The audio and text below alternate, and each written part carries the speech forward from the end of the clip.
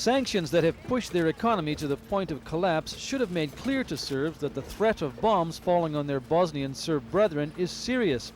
A factory that used to supply all of Eastern Europe's frozen food works at 1/3 capacity. Shortages of spare parts have reduced public transport to a minimum. But the Serbian government keeps finding ways to hang on. A so-called super dinar has just been introduced. The new money is part of an economic plan to reduce inflation to a mere 1,000% a month by mid-March. A black market economy of consumer goods smuggled in from neighboring countries flourishes. In shops you don't have, because sanctions. It provides just enough relief from total misery to keep people from taking to the streets in protest. A month ago, one of these eggs cost 10 million dinars. Today, you can get 6 of them for one of the new super dinars. The question is, how long will the new currency last? The betting here is about 3 months. But Western diplomats here don't expect the government to cave in and squeeze the Bosnian Serbs. Sanctions are portrayed as aggression against Serbs just for being Serbs.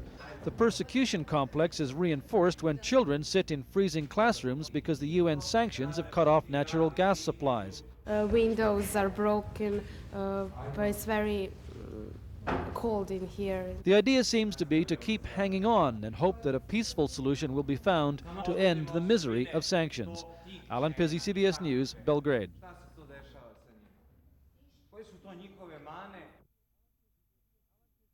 Alan Pizzi, CBS News, for Sky News, Belgrade.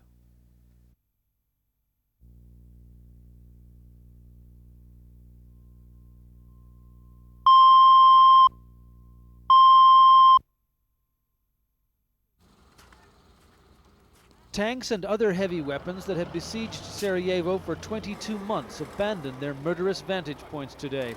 The pace of the pullback began to match the promises of Serb leaders to meet the UN deadline. The politicians may have thought it was a good idea, but the troops weren't happy. It's no good, this tank gunner says. The Muslims still have their weapons. I don't care what the politicians do. Any heavy weapons that can threaten Sarajevo are supposed to go under UN control, including ones based in Serb villages in the mountains. The Serbs have 4 times as much long-range firepower as the Muslims, and UN officials said guns handed in so far matched that ratio. The Serb Army headquarters at Lukovica is one of 8 storage places within the 12-mile heavy weapons-free zone in and around Sarajevo. The Serbs used it as a media show point that at times bordered on the farcical. Some of the guns on display here didn't appear capable of firing a shot in anger. Nevertheless, a platoon of French soldiers arrived to take control of them. The UN soldiers have also taken up positions along the front lines overlooking Sarajevo. Serb infantry are outnumbered by the Muslims, whose front lines are less than 100 yards from here. The Serbs are looking to Russian UN troops to make up for the loss of the advantage the big guns provided. Hundreds of people turned out prematurely in the Serb capital Pale to welcome them. The Russians were thrown out of former Yugoslavia nearly 50 years ago. For them to represent salvation is a sign of just how vulnerable the Serbs feel now. The UN continues to insist that its deadline must be met, and indications are that it just might be. The crisis appears to be winding down, and there is now talk of how to expand this to cover the rest of Bosnia. Alan Pizzi, CBS News, near Sarajevo.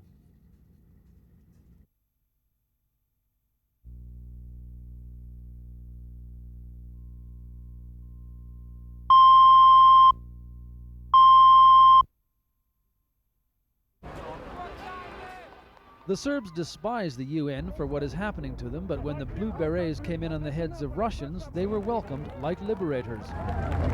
The Serbs see the Russians as Slavic brothers who will provide a balance for what they consider UN bias.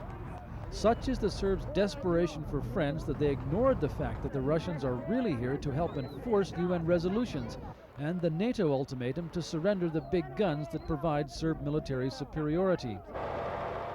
The bad weather that the Serbs had blamed for the slow pace of the turnover operation cleared today. The Serb High Command has issued a blanket order for weapons to be handed over, but UN troops said it often requires step-by-step negotiations. The crew of this tank seemed happy enough to be giving it up, but many Serb troops see the deal as surrender. And there is a suspicion among UN forces that the Serbs are only relinquishing their second-rate weapons to UN control in so-called gathering points like this one.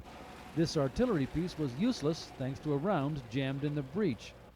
On the edge of the 12-mile radius around Sarajevo, there are only unarmed UN monitors to watch over Serb guns in assembly points. Katyusha.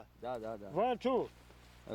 Okay. If the Serbs want to use these guns on another battlefront, there is nothing to stop them from doing so.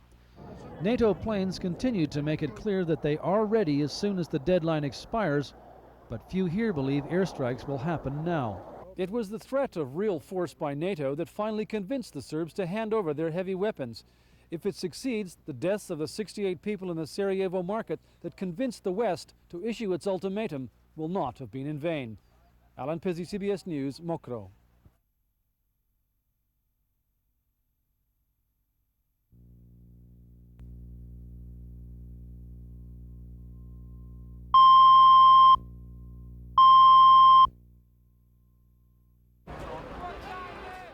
They came in only hours before the UN deadline expired and were welcomed like liberators.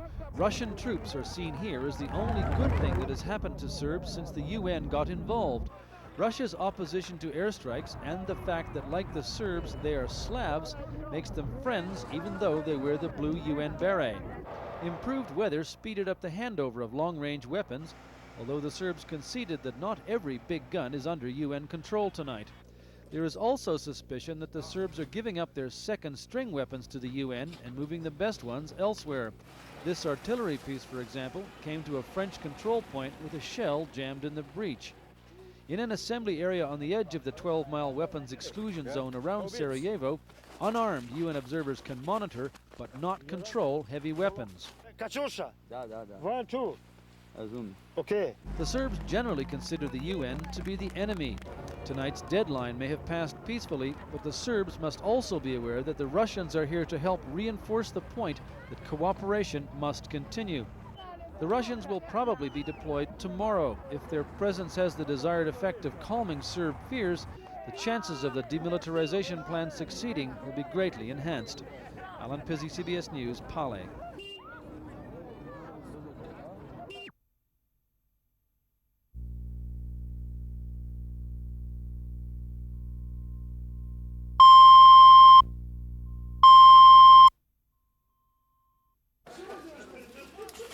They're the only UN troops the Serbs think they can trust to replace them on the front lines, and today 400 Russians moved into the place where the war in Sarajevo began.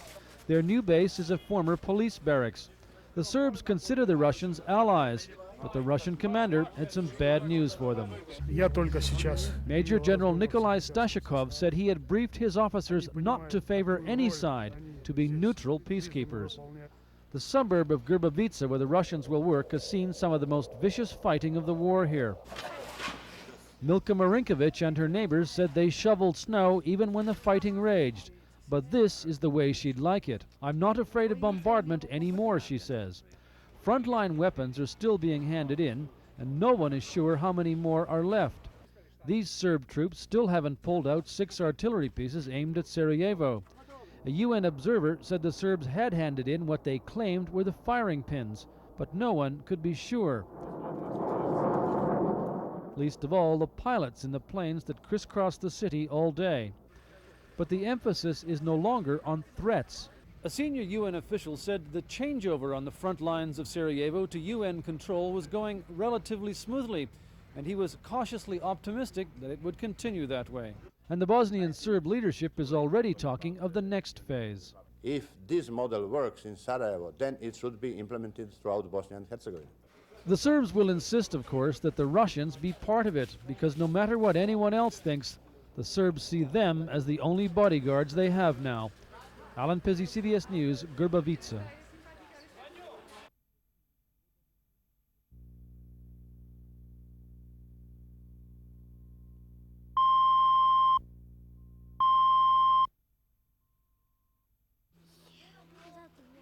They're getting a new view of the future in one of Sarajevo's most viciously contested suburbs. UN troops are taking over the front lines. And the best news from the Serb point of view is that 400 of them are Russians. The Serbs see the Russians as allies, although the Russian commander said his men would be strictly neutral. Ironically, the newest peacekeepers have been billeted in the place where the war in Sarajevo began, a former police barracks. Frontline weapons are still being handed in here, and there is growing confidence that the demilitarization of Sarajevo is on track, if a little behind schedule. The Serbs insist they are not trying to cheat. We should be trusted that we do not plan any offensive action, since we have even more territory than we own, and since we have even more territory that we intend to keep. Karadzic said no traditional Serb lands would be surrendered. But we will certainly give some territory for the sake of peace. NATO warplanes made a point of letting the Serbs know they are still being watched, but the emphasis now is on persuasion and cooperation. And the UN hasn't given up the other part of their day job. Food aid still comes into both sides of Sarajevo. Whether it's the Russians or just the fact that the guns are being removed, there is no doubt that a new order is taking hold here. Alan Pizzi, CBS News, Grbavica.